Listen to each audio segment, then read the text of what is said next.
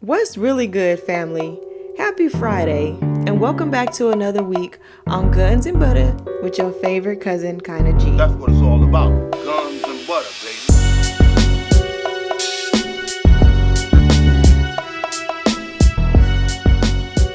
I have another juicy case for y'all this week. It took me forever to decide on a case for the week, and when I heard this one, I said, I gotta do it. This one is it.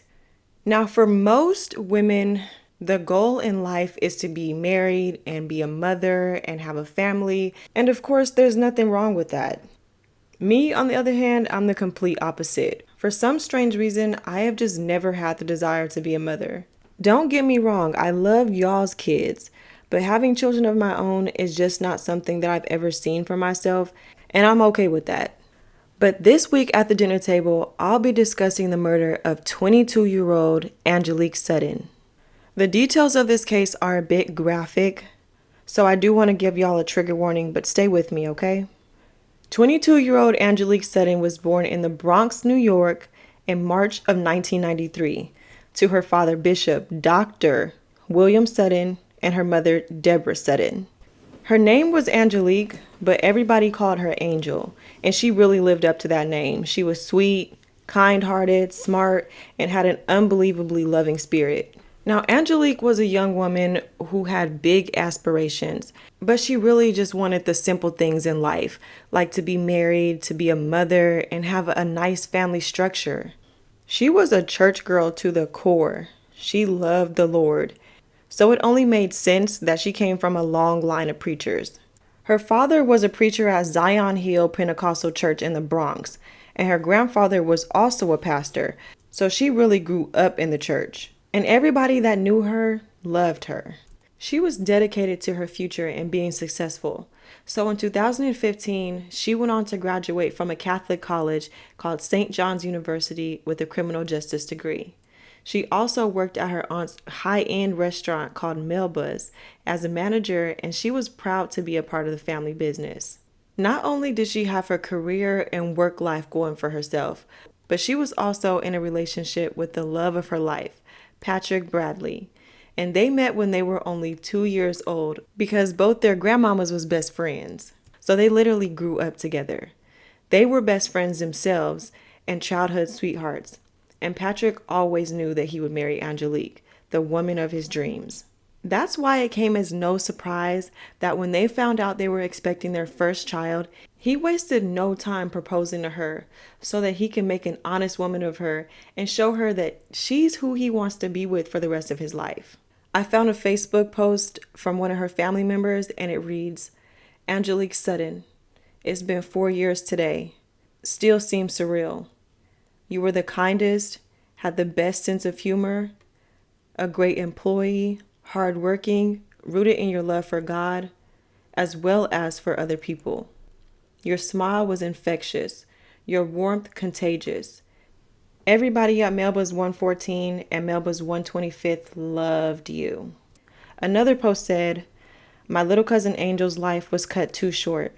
However, she is now a true angel in heaven with our Lord. Missing you, today and always.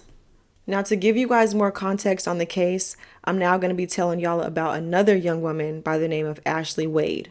22-year-old Ashley Wade was born in October of 1993 in the Bronx, just like Anqelikque. And as a child, she suffered many years of abuse and neglect from different family members.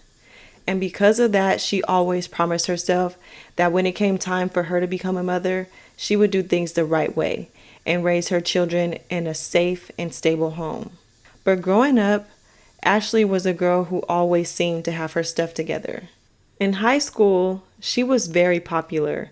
She was actually the vice president of her high school class and treasury of the diversity club.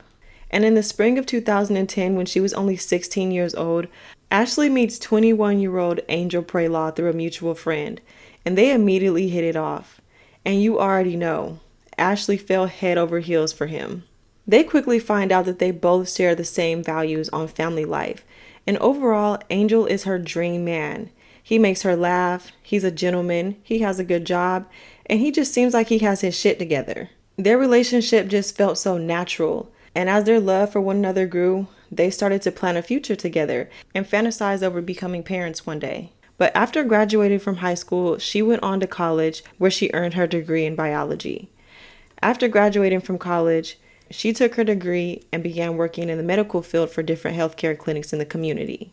By this time, she's about 21, 22 years old, and she's just starting to become obsessed with the idea of having children. And unfortunately, she and Angel didn't know that embarking on this new journey to become parents would be a long uphill battle. And over the course of their 5-year relationship, Ashley tried on many occasions to get pregnant.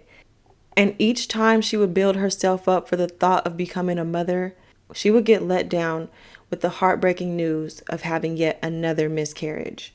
Now, Angel wanted to be a father just as much as she wanted to be a mother. So this was causing a major strain on their relationship. They were constantly bickering and arguing and having loud fights that the neighbors could hear. And this was just really hard for the both of them. But in February of 2015, Ashley surprises her man with a sonogram photo, and she tells him that they are finally pregnant. And 5 months go by, and this pregnancy is looking to be viable and healthy.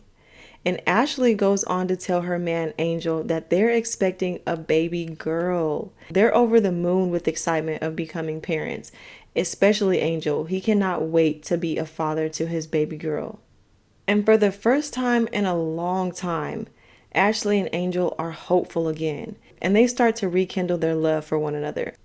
The both of them were on Facebook posting sonogram pictures and making announcements about how excited they were to meet their little one. And Ashley goes on to let everybody know that her due date is November 15th. They also set up a registry, and they go out and buy a crib, high chair, baby clothes, bottles, diapers, whatever you would need for a newborn baby. They went out and bought it. They had an entire nursery put together when she was only 5 or 6 months pregnant. That's how excited they were to become parents. On November 20th, 2015, on a nice fall day in the Bronx, Angel Prelaw gets a call around 2 p.m. in the afternoon from his pregnant girlfriend, Ashley. Now, Ashley's due date was actually 5 days ago on November 15th, so he'd already been expecting a call from her telling him that she's going into labor, but the call that he answered was completely unexpected. When he answers the phone, she says, "I think I killed somebody. I'm scared. I can't do this by myself. And I just gave birth to the baby. Hurry up and get home." Angel is at a complete loss of words, but he speeds all the way home to make sure Ashley and his newborn baby are okay. And when he pulls up to their home on 4450 Monticello Ave, he sees Ashley sitting outside on the stoop holding a newborn baby.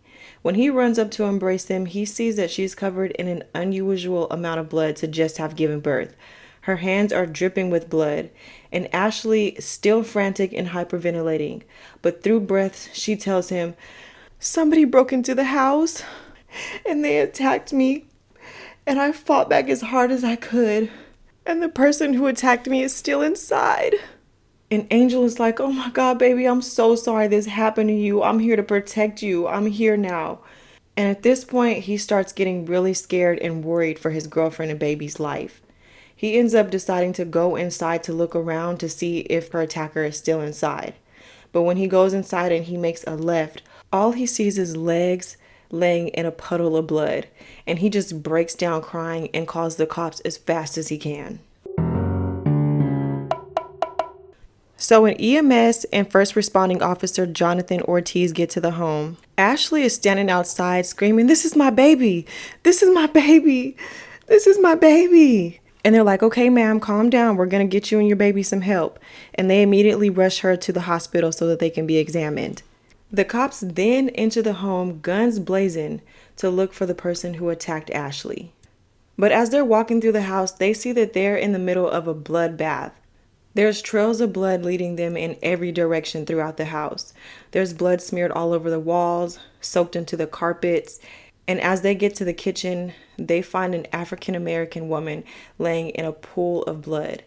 And off first glance, it appears that she's deceased.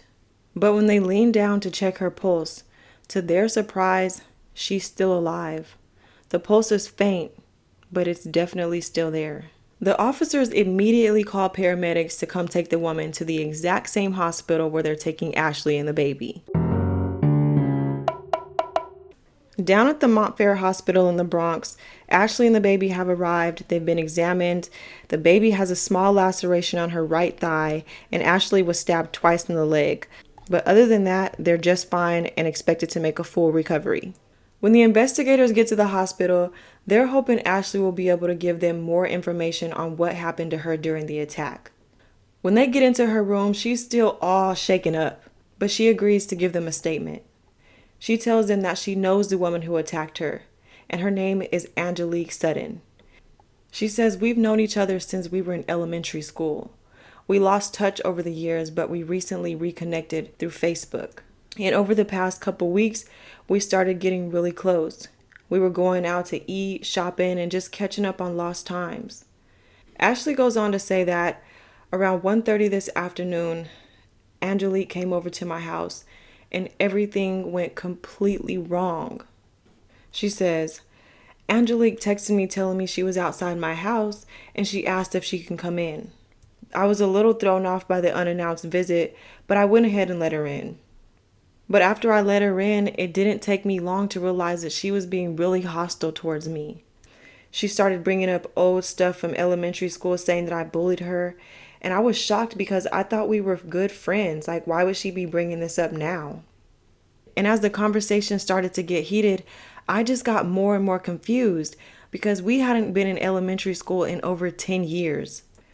So I'm steady asking her what's going on, trying to figure out where all of this is coming from. And the more questions I asked, the more aggressive she got. And I started to feel threatened in my own home. So I picked up the closest weapon I could, which was the knife from the kitchen counter. And as she lunged at me, I stabbed her. And I was so scared I tried to run away, but Anqelikque grabbed my leg and she pulled me to the ground. The knife flew out of my hand and Anqelikque grabbed it and stabbed me in the leg. We were on the floor tussling, and I knew it was either kill or be killed. So I kicked the knife out of her hand and I grabbed it as fast as I could, and I started stabbing her until she stopped moving. Ashley then says, "I didn't know what had happened, but I was in such a shock. And then all of a sudden I felt a gush of water coming down my legs and I went into labor. Everything just happened so fast. I couldn't call for police because before I knew it, I was holding my baby girl in my arms." After getting Ashley's first initial statement, the detectives are looking at each other like, what the fuck? They had a strong feeling that something just was not right with her story, but they continue to dig. And they notice that Anqelikque's injuries are a bit excessive to be a result of self-defense. Now, as detectives are trying to make sense of everything that just happened that afternoon in Ashley's house, down at the Bronx County Courthouse, 25-year-old Patrick Bradley has been waiting for over an hour for his fiancée Anqelikque to meet him there so they could finally say "I do." He stood outside the courthouse waiting for hours, calling and texting her phone and getting no response. But he knew his baby girl Anqelikque. He knew she would never leave him like this, so he automatically knew something was up. It wasn't until he received a call from an unknown number, thinking it was Anqelikque who just maybe lost her phone or she's lost or something, so he answers it. But the caller is a doctor from the Montfair Hospital, informing him that Anqelikque was brought into the hospital in critical condition after a violent altercation. And they did everything they could to save her. But unfortunately, they lost her at around 3:30 that afternoon. This was supposed to be one of the happiest days of Patrick's life. But in a matter of seconds, his entire world came crashing down on him. Patrick damn near teleported to the hospital to get to Anqelikque and his unborn child. But when he gets to the hospital, he's met by detectives who inform him that Anqelikque attacked a woman by the name of Ashley, and she was stabbed multiple times in self-defense. They also tell him that Ashley, who was pregnant at the time, went into labor after the attack and gave birth to a baby girl. Patrick is sitting there looking shocked. He says, no, what are you saying to me? My fiance would never attack anybody. She was 8.5 months pregnant. My baby, where's my baby? Did my baby die too? And detectives are like, hold on now, Mr. Bradley. There was only one baby found at the crime scene, and Ashley said it was hers. At this point, Patrick almost hits the floor. He says, please tell me I'm dreaming. My fiance was pregnant and she was due any day now. And if there was only one baby found there, that's my baby. Where's my baby? Move. I need to be with my baby. And one of the detectives grabs Patrick's shoulders and he says, look, Mr. Bradley, we're going to get to the bottom of this. It's still an ongoing investigation, but one thing you can do to help us is give us a DNA sample so we can determine who the father of this baby is. After Patrick gives his DNA sample, he tells detectives his take on what he thinks Anqelikque and Ashley's relationship was. He tells detectives he believes this new friendship was initiated by Ashley as a scam, and Anqelikque was targeted because she was pregnant. He says that he and Anqelikque were more than excited about welcoming their baby girl on December 2nd and about planning their wedding. And in the fall of 2015, as Anqelikque started her nesting period, she gets an unexpected friend request on Facebook from a girl she knew from elementary school. And back in the day, they weren't the best of friends, but this is just Facebook. We get connected to plenty of people from our past on social media, and it's not a big deal. So Anqelikque accepted the friend request. And shortly after she accepted the request, she gets a DM from Ashley congratulating her on her pregnancy and telling her that she's pregnant too. She also tells Anqelikque that both of their due dates are right around the corner from one another. And out of nowhere, this weird, long-lost friendship blossomed in just a matter of weeks. They were starting to bond on a whole nother level because of their pregnancies. They were both having baby girls, so shopping for clothing was really fun for them. They were going out to dinner and just really enjoying each other's company. Now, Patrick is heartbroken. He wishes there was a way he can turn back time and tell Anqelikque to not accept that friend request. After listening to everything that Patrick just told them, detectives get to thinking, was Ashley ever even pregnant? Down in the hospital mortuary, the medical examiner is performing Anqelikque's autopsy, and he discovers that her injuries are far too gruesome to be a result of self-defense. Her throat was slashed open, causing her vocal cords to be completely severed, and she was stabbed over 50 times in the abdomen. While examining her abdomen, he discovers that it had been cut open. It looked as if she had a botched C-section, and her uterus was completely cut out, and it was missing. So back at the crime scene at 4450 Monticello Ave, the investigators are trying to piece together what exactly took place in this home. And the blood is telling a completely different story from the one Ashley gave. So from the looks of the blood and how Anqelikque was laying in the house, Anqelikque was the one who was trying to run away, not Ashley. Anqelikque was the one who was attacked and cornered and stabbed to death, not Ashley. And while searching the home, they find Anqelikque's placenta and her uterus dumped and left on the bathroom tile like garbage. So in this moment, the detectives realize that Ashley needed her ass whooped. And that she was a liar, of course, because none of the evidence was supporting her story. So after the detectives get word from the crime scene investigators on all this information that they found at the crime scene, armed with all this new information, the detectives prepare to question Ashley's big back ass a second time. So when they get to Ashley's room, the doctors and nurses are already in her room trying to get her to let them perform a pelvic exam on her. Because if she did in fact just give birth like she said she did, they want to check her to make sure that there's no infections and everything is intact. But she's steady refusing the exam. And detectives are like, if she did just give birth like she said she did, then why is this such a hard task for her to do? Because at the end of the day, this is still custom procedure to have done after every childbirth.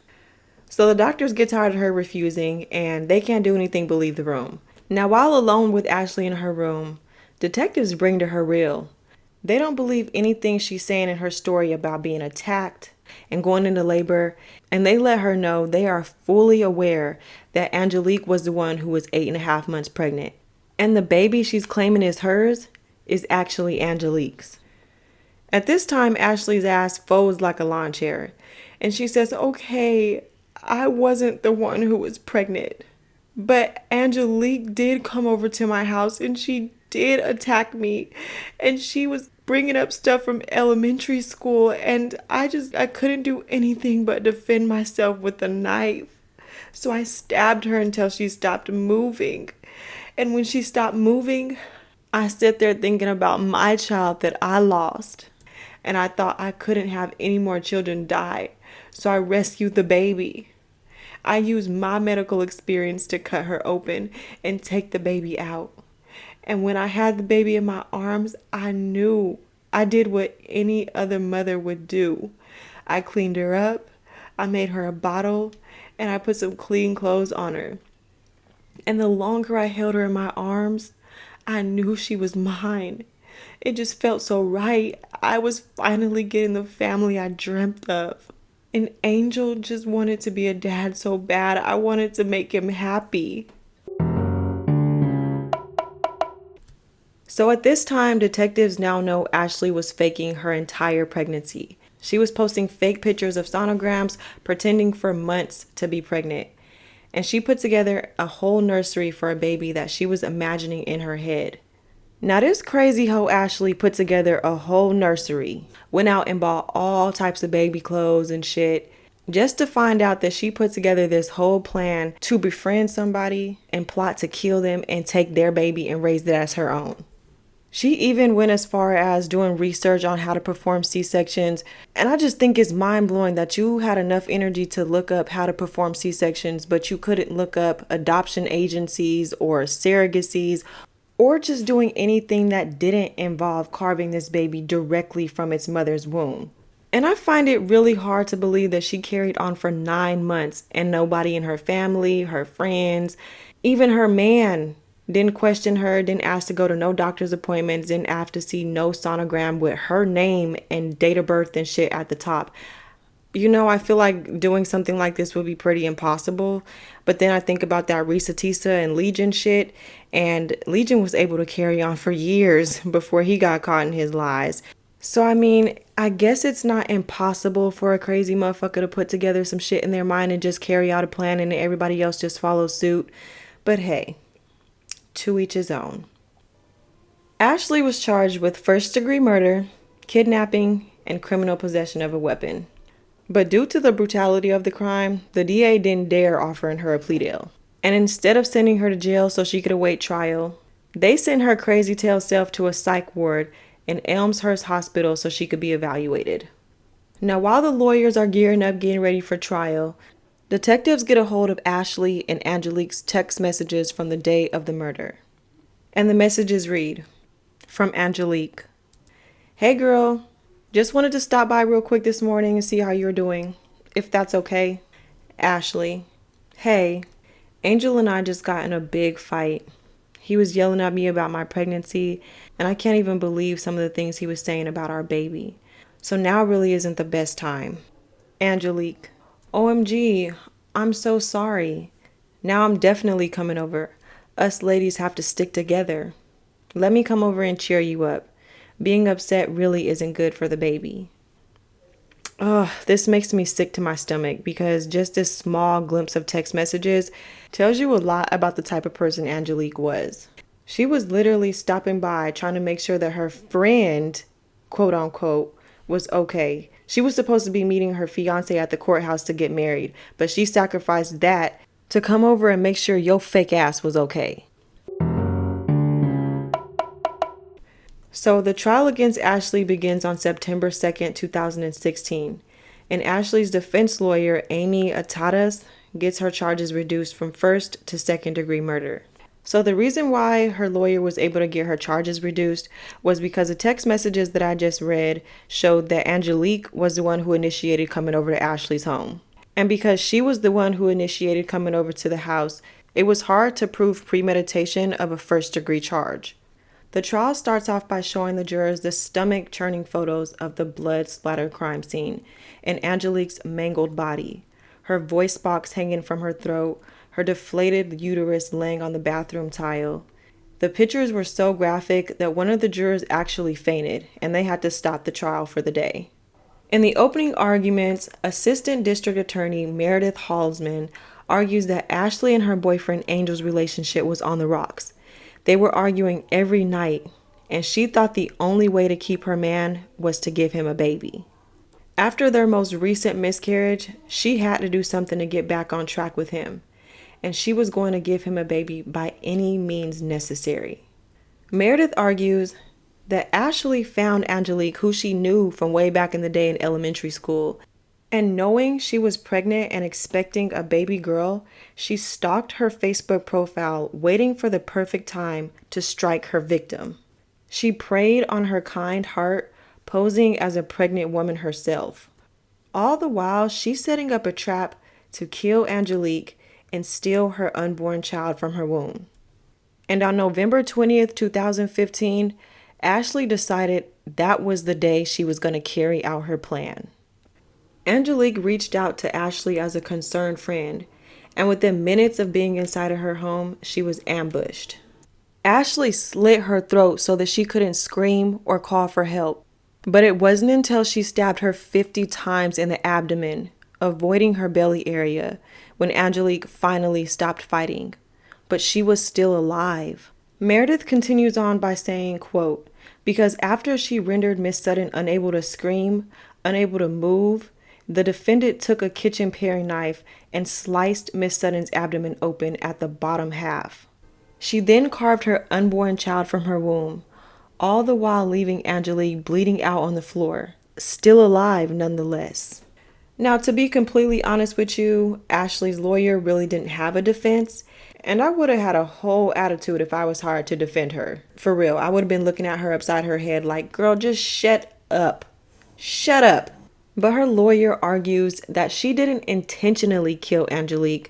Something had to have gone horribly and terribly and tragically wrong within Ms. Wade's own mind. And I asked the court for leniency in her sentencing. So she wasn't arguing the matter of guilty or innocent. She was arguing the matter of self-defense and then trying to plead insanity. They even went on to hire a psychiatrist in order to get a medical opinion that proved Ashley suffered from a mental disorder. But nobody was buying it. Ashley kept changing her story based on the information she was being fed by her lawyer about the case. And she was still trying to spin the evidence and her story in her favor to make it look like Anqelikque was the aggressor. And the court found it hard to believe that she was mentally unstable. So on October 5th, 2017, a jury found her guilty of second-degree murder and kidnapping. And on October 20th, she was sentenced to 25 years for the murder and 15 years for the kidnapping. So 40 years to life without the possibility of parole. During her sentencing hearing, Ashley said, quote, I'm sorry for hurting so many people. I wish I knew why. I wish I understood it, but I don't, and I try so hard. I'm so sorry. Girl, shut up. Anqelikque's mother said, justice prevailed. The truth was revealed, and my daughter was avenged with victory. Anqelikque's daughter's name is Genesis Bradley. And this year, on November 20th, she'll be 9 years old. Her birth was both a horrendous tragedy and a miracle all in one. But the saddest part is, she'll never get to know her mother. All right, cousins, that's the end of this week's case on the murder of 22-year-old Anqelikque Sutton. As usual, I hope y'all enjoyed this week's case. Make sure y'all leave me a comment or review and let me know what you think of the podcast. And I'll see y'all back here next Friday at the dinner table, same place, same time.